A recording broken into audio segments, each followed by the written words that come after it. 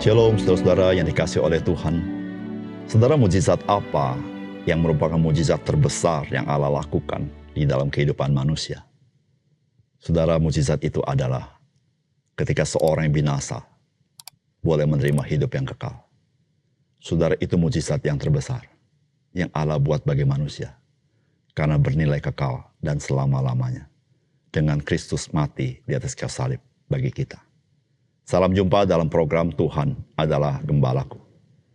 Saudara, yang senang dengan mujizat bukan saja orang percaya, namun orang-orang di dunia ini juga senang melihat mujizat demi mujizat. Bahkan bagi mereka yang menganggap tidak ada mujizat, mereka juga senang dengan mujizat itu, saudara-saudara.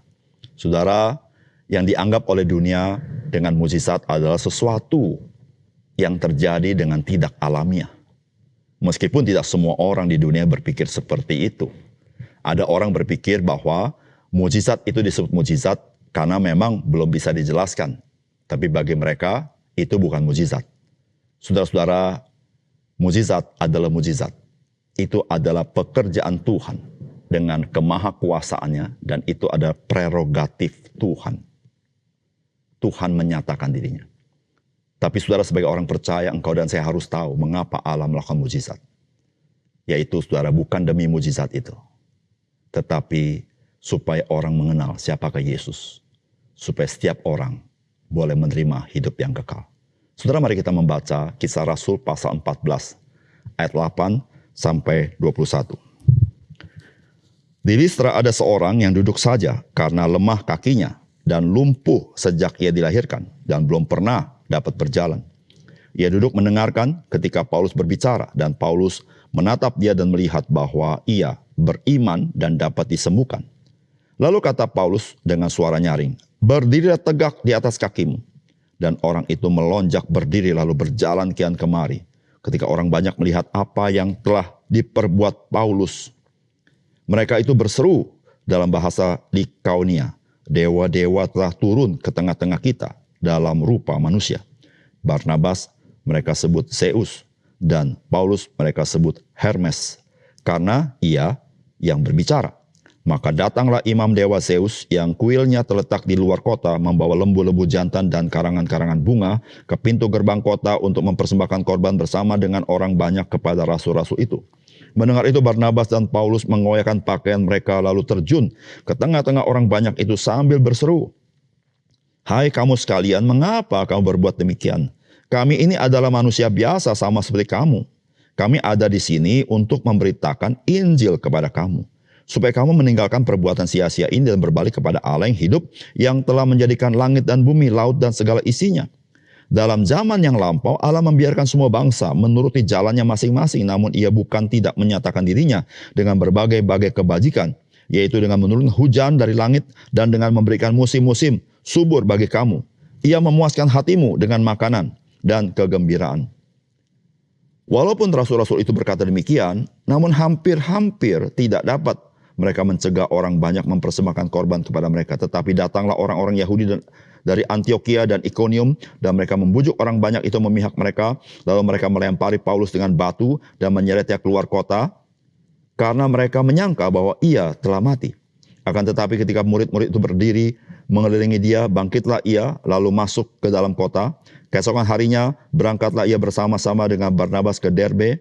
Paulus dan Barnabas memberitakan Injil di kota itu dan memperoleh banyak murid. Lalu kembalilah mereka ke Listra, Ikonium, dan Antiokhia. Saudara yang dikasihi oleh Tuhan, salah satu yang dapat kita pelajari dari firman Tuhan beberapa waktu ini, termasuk yang hari ini, adalah ketekunan para rasul di dalam memberitakan Injil. Padahal mereka menghadapi penolakan, bahkan penganiayaan. Namun mereka tidak melawan atau frontal menghadapi mereka, tapi mereka menyingkir. Tapi menyingkir tidak berarti mereka menyerah. Mereka memberitakan Injil di tempat lain.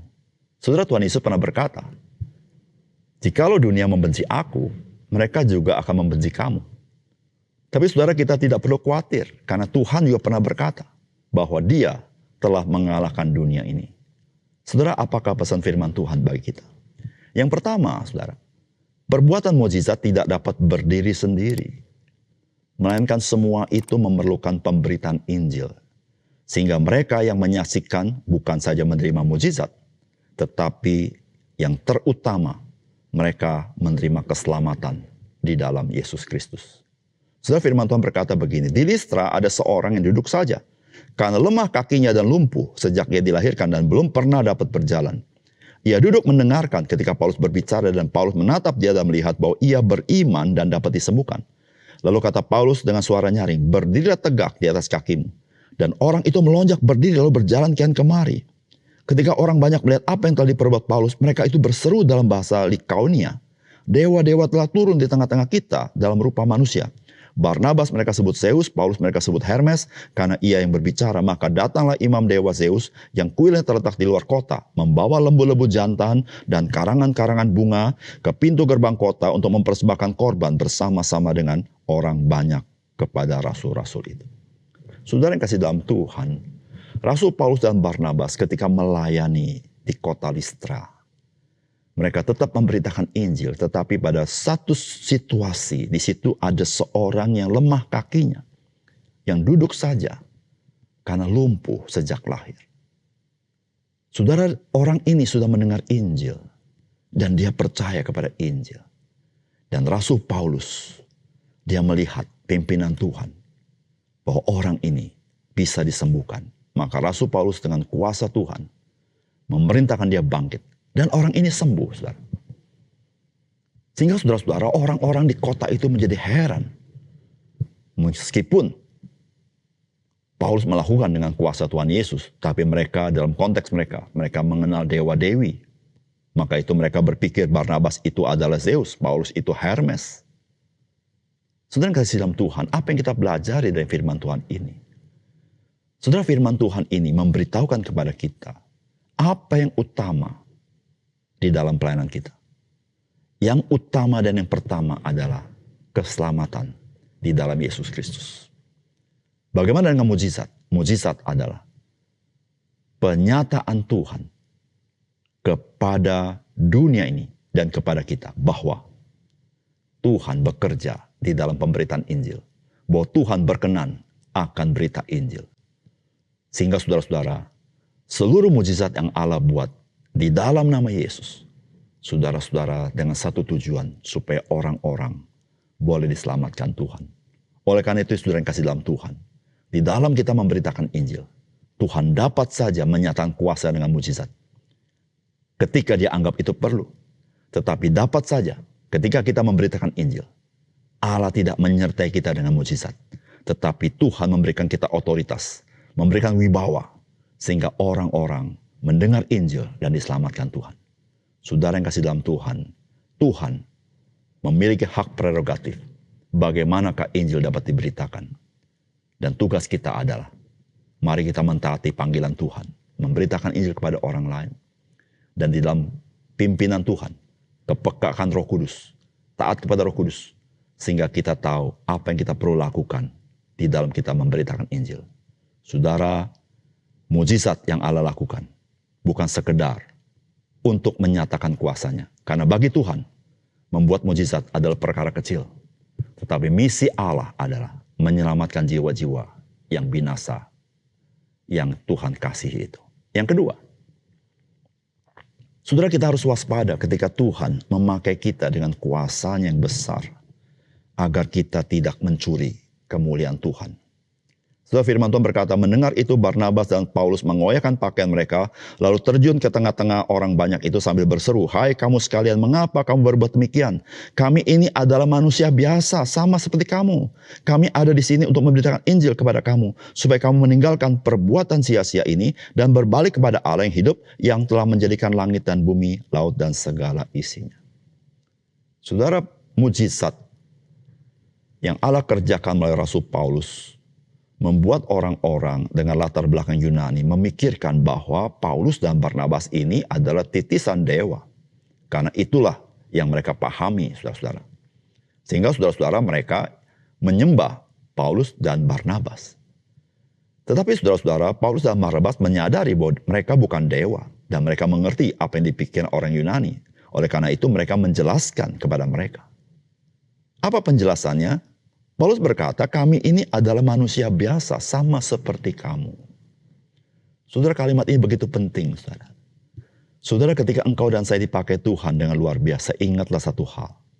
Kalimat Rasul Paulus, kami ini adalah manusia biasa, sama seperti kamu. Saudara, kita harus sangat berhati-hati bahwa kita merasa diri kita lebih hebat daripada orang lain, lebih rohani daripada orang lain, lebih punya kuasa daripada orang lain. Saudara, tidak demikian. Saudara, kita sama dengan orang lain. Kita adalah orang yang telah menerima kasih karunia Tuhan. Kita yang telah menerima belas kasihan Tuhan. Sama dengan mereka. Waktu kita belum percaya Tuhan, bukankah kita menerima belas kasihan Tuhan? Sama dengan mereka. Saudara, tidak ada kesempatan bagi kita. Tidak ada satu alasan apapun bagi kita. Kita merasa lebih daripada orang lain. Ketika kita merasa lebih daripada orang lain, ketika Tuhan pakai kita, kita sedang mencuri kemuliaan Tuhan. Saudara, mari kita belajar satu hal. Ketika engkau dan saya dipakai oleh Tuhan, saudara ingat, itu semata-mata kasih karunia. Kita sama dengan semua orang. Kita sama dulunya adalah orang berdosa. Tetapi orang berdosa yang mengalami belas kasihan Tuhan. Dan sekarang mari kita belajar berbelas kasihan kepada orang lain. Dengan memberitakan kabar baik, mengasihi mereka. Dan sama-sama dengan mereka datang kepada Tuhan. Saudara, mari kita. Jangan sedikit pun kita mencuri kemuliaan Tuhan. Jika Tuhan memakai engkau, ingat satu hal. Semua itu semata-mata kasih karunia Tuhan kepada kita. Mari kita berdoa. Bapa surga, terima kasih untuk kebenaran firman-Mu. Biar Engkau memberkati firman-Mu, menolong kami. Membakar hati kami. Melihat isi hati Tuhan. Dimanapun kami berada. Kami memberitakan Injil. Dan kami percaya Tuhan menyertai kami dengan hak prerogatif-Mu. Engkau akan menyatakan kuasa-Mu dengan cara-Mu sendiri. Sehingga kami bisa menyaksikan penyertaan Tuhan Yesus dalam pelayanan kami. Dan kami belajar mengembalikan segala puji hormat kepada-Mu ya Tuhan. Terima kasih Tuhan, dalam nama Tuhan Yesus kami berdoa. Amin.